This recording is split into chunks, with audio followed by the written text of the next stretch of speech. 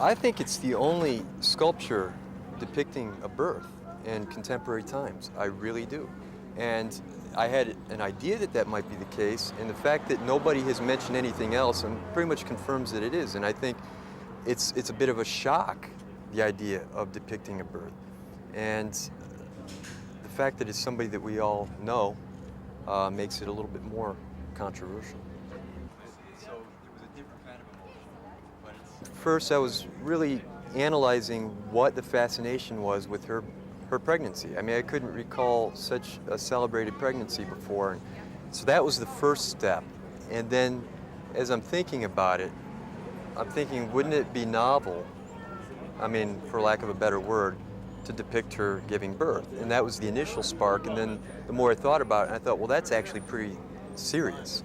So, because it takes quite a commitment. You have to really be sincere and sold on the idea. And so there was something there for me. And the fact that I had witnessed my children's births, I mean, it was a no-brainer, really.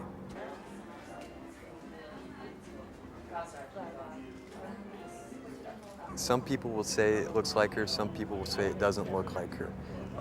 At first, you know, that might have been important to me. After a while, you realize that this is going to last a lot longer. She's going to age, and she's going to change with time. This is going to stay the way it is, and people won't necessarily care that it looks like her anymore. If it's a successful work of art, it'll stand on its own. So it's not terribly important. I think it does look like her. I mean, it's not exactly like her, but there's a bit of artistic license in there. The pro-life, pro-choice advocates who seem upset about it are upset because Britney was chosen as the subject matter, as the spokesperson for the pro-life movement, and the pro-life movement seems to feel, offended by that, like it somehow degrades them in what they have to say. The pro-choice people seem upset that there's a monument for pro-life at all.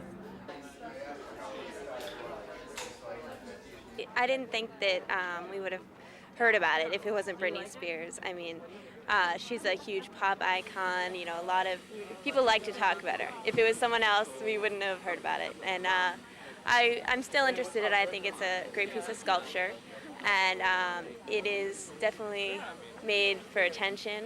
And I mean, that's great. That's what it takes to make it in the art world. And you know, any press is good press. So, congratulations to him. I think it sounds smart.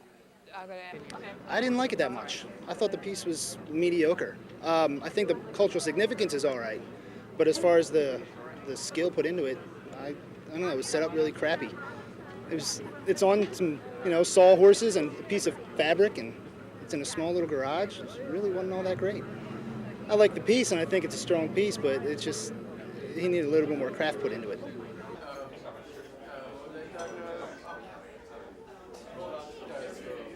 He was brilliant because he made everybody mad, and that's pretty much what seems to sell art nowadays. I know it's a pity, but the pro-lifers are mad about it, the pro-choice people are mad about it, and some people are mad about Britney Spears being in it. I thought it really shouldn't offend anyone when I looked at it.